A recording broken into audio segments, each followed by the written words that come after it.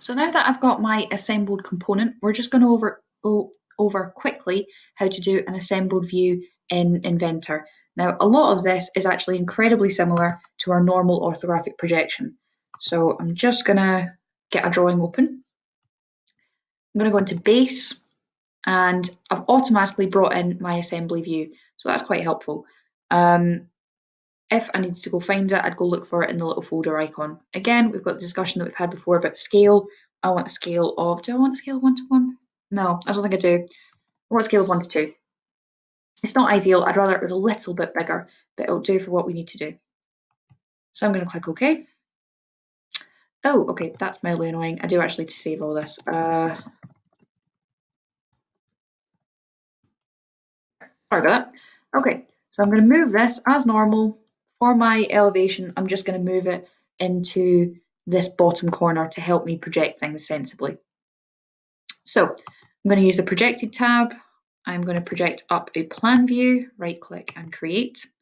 At this point, I could do an end elevation if I wanted to. I'm not. I'm going to do a sectional end elevation over here.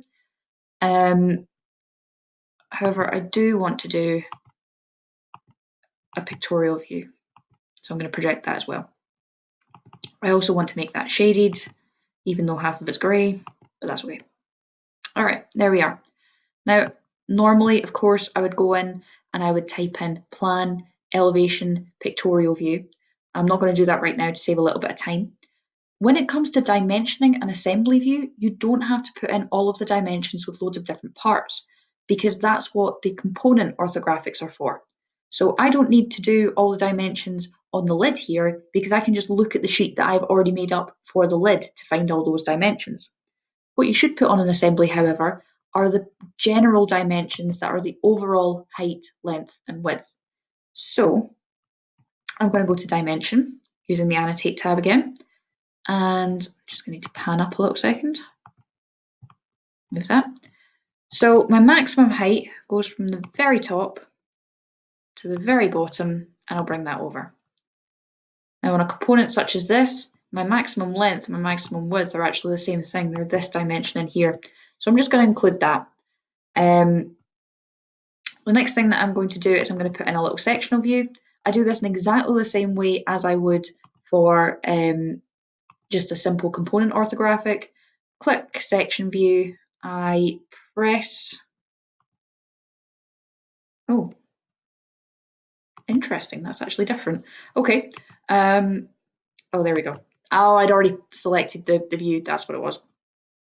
So now that I've selected the view that I want to draw a section in, I'm going to start well outside it, draw my line straight through, right click, continue, click OK to create my sectional view.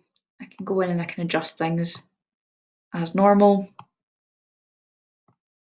It's come up CC because I've already done 2 additional view types as part of previous videos that I've made. Now, something that I just want to point out here is the sectioning. These are 3 separate components.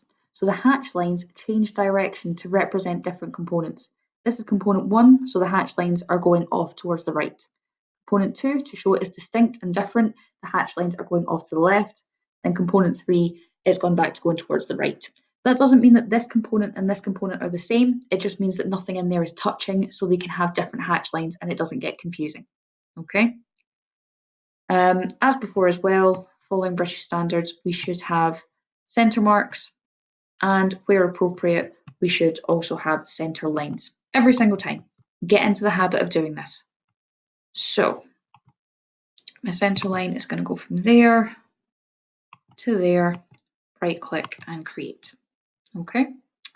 Now, because this is an assembly drawing which contains views of more than one component, I need to put in something to explain what all these components are. That's called a parts list. Now, Inventor is pretty clever. It will create a parts list automatically.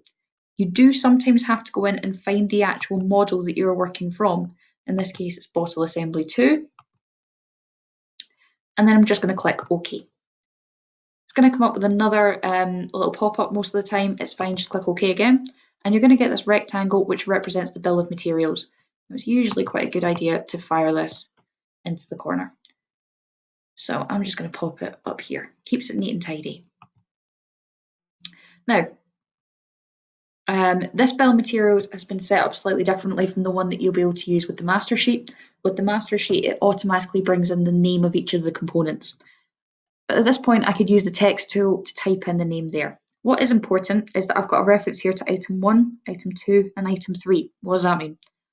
Well, it's referring to these different things in this assembly drawing. So I'm going to go to the balloon command, which is going to let me draw little number balloons. So I'm going to highlight my lid here, drag it out, click, and when I've got my balloon in the correct position, I'm going to click continue. Same thing here, let's grab this cap, drag a balloon out, click when I'm happy, right click, continue. And one last one from a bottle, right click, continue. Once I've then got my names in here like you will on the master sheet, part 1, I could look up in the table here and I could find out what the name of that part is. Another column that would be quite common in here is a page number. So if, for example, all the component drawings for the bottle are on page 2 and all the component drawings for the lid are on page 3, well, it could also say which page of the folio I could look for those drawings in. Okay, so that's how you start off the basics of doing an assembly drawing in Inventor.